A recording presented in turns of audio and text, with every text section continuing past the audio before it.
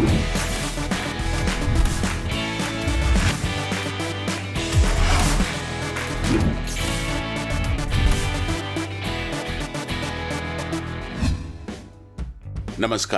खेलों में खास में आपका स्वागत है। मैं हूं Sanjay Banerjee. Our sports content is pure as 24 karat gold. Please like and subscribe it. Your support will help us in doing better. Thank you. US open का मेन सिंगल्स का खिताब ऑस्ट्रिया के डोमिनिक थिएम ने जीत लिया है। भारतीय समय के अनुसार आज सुबह खत्म हुए तकरीबन 4.5 घंटे तक चले मैराथन मुकाबले में थिएम ने जर्मनी के जेवरेव को 6-2, 6-4, 4-6, 6-3, 7-6 से हरा दिया। पहले 2 सेट जर्मनी के जेवरेव ने 6-2, 6-4 से जीते, लेकिन उसके बाद ऑस्ट्रिया के थिएम ने यादगार वापसी कर अगले 2 सेट 6-4, 6-3 से जीतकर मुकाबले को 5वें सेट तक पहुंचा दिया। 5वें सेट में भी दोनों बराबरी पर थे, लेकिन फिर टाई ब्रेकर ने थिएम का साथ दिया। ऑस्ट्रिया के डोमिनिक थिएम पहली दफा किसी ग्रैंड स्लैम का खिताब जीत सके हैं। ये उनका चौथा ग्रैंड स्लैम फाइनल था। 16 साल में पहली बार ऐसा हुआ जब ग्रैंड स्लैम सेमीफाइनल में बिग 3 फेडरर, नडाल और जोकोविच शामिल नहीं थे। राफेल नडाल ने कोरोना महामारी के दौर में हिस्सा नहीं लिया। फेडरर घुटने के 2 ऑपरेशन के बाद आराम पर थे, जबकि जोकोविच को प्री क्वार्टर फाइनल में अनजाने में लाइन जज को गेंद मारने के कारण बाहर कर दिया गया। इससे पहले 2014 यूएस ओपन में क्रोएशिया के मारिन सिलिच ने खिताब जीता था। स्विट्जरलैंड के स्टेन वावरिंका के 2016 यूएस ओपन खिताब जीतने के बाद से पिछले 4 साल में पहली बार ऐसा हुआ है जब बिग 3 के अलावा किसी और खिलाड़ी ने ग्रैंड स्लैम जीता हो। जेवरेव इस साल जनवरी में ऑस्ट्रेलियन ओपन के सेमीफाइनल में पहुंचे थे, लेकिन वहां भी उन्हें थिएम के हाथों शिकस्त का सामना करना पड़ा था। थिएम इससे पहले 3 बार ग्रैंड स्लैम फाइनल खेल चुके हैं, लेकिन ये उनकी पहली जीत है।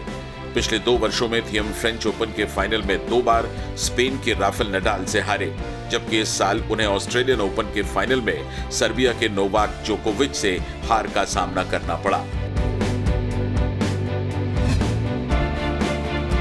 इससे पहले जापान की वर्ल्ड नंबर 9 नाओमी ओसाका ने यूएस ओपन का सिंगल्स खिताब जीता। उन्होंने फाइनल में बेलारूस की विक्टोरिया अजारेंका को 1-6, 6-3, 6-3 से पराजित किया।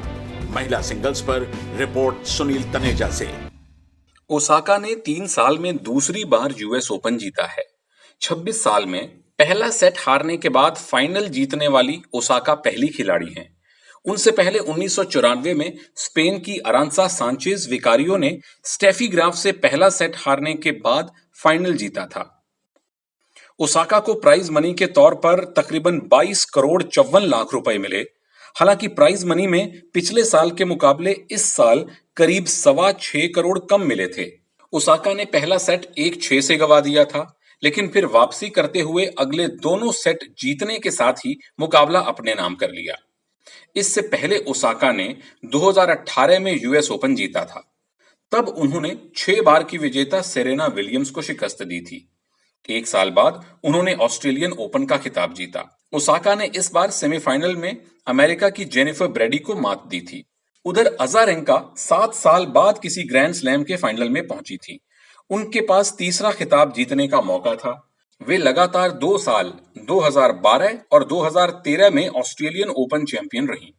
बेलारूस की इस खिलाड़ी ने पिछले महीने ही सिनसिनाटी मास्टर्स का खिताब जीता था। उनका फाइनल ओसाका से होने ही वाला था, लेकिन हैमस्ट्रिंग इंजरी के कारण जापानी स्टार फाइनल से हट गईं और अजारेंका को चैंपियन घोषित किया गया। इस जीत के साथ ही ओसाका ने पिछले महीने अजारेंका के हाथों मिली हार का बदला भी ले लिया। जैसा कि आप जानते हैं कि कोरोना वायरस के चलते कई सीडेड प्लेयर्स इस टूर्नामेंट में शामिल नहीं हुए और पुरुष तथा महिला वर्ग के दुनिया के नंबर 1 प्लेयर्स ने भी हिस्सा नहीं लिया। जो भी हो, यूएस ओपन को इस मुश्किल दौर में भी एक कामयाब आयोजन के लिए याद रखा जाएगा। स्पोर्ट्स जिंदगी के लिए मैं सुनील तनेजा। ऑस्ट्रेलिया और इंग्लैंड के बीच 3 मैच की वनडे सीरीज अब 1-1 की बराबरी पर आ गई है। कल देर रात खत्म हुए दूसरे मुकाबले में इंग्लैंड ने 24 रन से जीत दर्ज की। मैनचेस्टर के मैदान पर जहां पहले मैच में बल्लेबाज हावी थे, वहां दूसरे मैच में गेंदबाजों ने जलवा बिखेरा। ऑस्ट्रेलिया को मैच जीतने के लिए सिर्फ 232 रन बनाने थे, लेकिन वो 207 के स्कोर पर सिमट गई। फिंच और लेबुशेन के बीच तीसरे विकेट की साझेदारी में 107 रन बने। लेबुशेन ने 48 और एरन फिंच ने 73 रन की पारी खेली। एलेक्स कैरी ने 36 रन बनाए। इसके अलावा कोई भी बल्लेबाज टिक न सका। इंग्लैंड के लिए जोफ्रा आर्चर, वोक्स और सैम कुरन ने 3-3 विकेट लिए। इससे पहले इंग्लैंड ने टॉस जीता और बल्लेबाजी का फैसला किया। पहले मैच की ही तरह दूसरे मैच में भी इंग्लैंड की शुरुआत खराब रही और उसने पहले 2 विकेट सिर्फ 29 के स्कोर पर गंवा दिए। बेरेस्टो खाता भी न खोल पाए, जबकि जेसन रॉय लगातार दूसरे मैच में असर नहीं डाल सके और 21 रन बनाकर आउट हुए। उसके बाद जो रूट और कप्तान मॉर्गन ने पारी संभालने की कोशिश की। रूट 39 और कप्तान मॉर्गन 42 रन बनाकर आउट हो गए। इंग्लैंड के लिए 9वें विकेट की 76 रन की साझेदारी ने स्कोर को मजबूती दी। टॉम कुरन ने 37 और अब्दुल राशिद ने 35 रन की इनिंग्स खेली। वोक्स ने भी 26 रन का कंट्रीब्यूशन दिया। इंग्लिश टीम में 2 चेंजेस किए गए। मोइन अली और मार्क वुड की जगह 2 भाई सैम कुरन और टॉम कुरन को प्लेइंग 11 में शामिल किया गया। उधर ऑस्ट्रेलिया की टीम में कोई परिवर्तन नहीं हुआ और स्टीव स्मिथ तथा मिचेल स्टार्क दूसरे वनडे में भी बाहर रहे।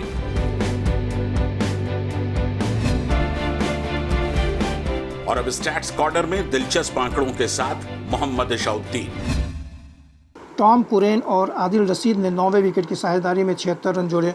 ऑस्ट्रेलिया के खिलाफ इंग्लैंड की यह 9वें विकेट के लिए दूसरी सर्वोच्च साझेदारी है, जबकि इंग्लैंड का ओवरऑल यह 9वें विकेट की तीसरी सर्वोच्च साझेदारी है। दूसरे वनडे में सैम कुरेन और टॉम कुरेन भाइयों ने 7-7 मैच खेला।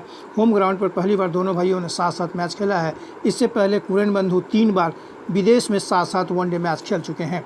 13 सितंबर को इंग्लैंड ने पहली बार वनडे मैच खेला है, जबकि ऑस्ट्रेलिया 1994 और 2004 के बाद तीसरी बार इस तारीख को मैच खेला है। जॉनी बेयरस्टो वनडे कैरियर में 6ठी बार शून्य पर आउट हुए, जबकि ऑस्ट्रेलिया के खिलाफ वो पहले भी 2018 में एडिलेड में शून्य पर आउट हो चुके थे। जेसन रॉय 21 पर रन आउट हुए।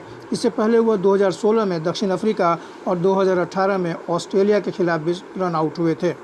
एडम जंपा ने जब पहला विकेट लिया था तब वह 2019 के बाद वनडे में सबसे ज़्यादा 38 विकेट लेने वाले गेंदबाज बन गए थे।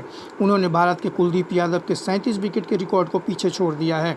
जोश हेजलवुड पारी में 10 ओवर गेंदबाजी करने के बावजूद सिर्फ 1 विकेट ले सके, लेकिन उन्होंने कैरियर का अपना 50वां वनडे मैच जरूर पूरा कर लिया। एडम जंपा ने यॉन मॉर्गन को पगवादा आउट किया। उन्होंने इससे पहले आखिरी बार जनवरी 2020 में रोहित शर्मा को LBW आउट किया था। पिछले 11 सालों में इंग्लैंड को अपनी पारी के दौरान पहली बार 7 मेडन ओवर खेलने के लिए मजबूर होना पड़ा है।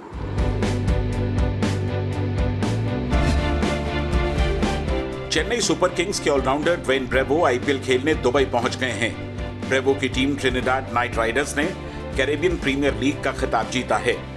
ब्रेवो ने कल एक वीडियो शेयर किया जिसमें उन्होंने होटल रूम की झलक दिखाई, जहां चेन्नई सुपर किंग्स ने उनके लिए खास गिफ्ट तैयार कर रखा था। ब्रेवो के साथ मिचेल सेंटनर और इमरान ताहिर भी आईपीएल के लिए यूएई पहुंच गए हैं। इन तीनों खिलाड़ियों को 6 दिन के लिए क्वारंटीन होना पड़ेगा। इसके बाद इनका कोरोना टेस्ट होगा। इसकी रिपोर्ट नेगेटिव आने के बाद ही ये टीम से जुड़ सकेंगे और मैच खेल पाएंगे।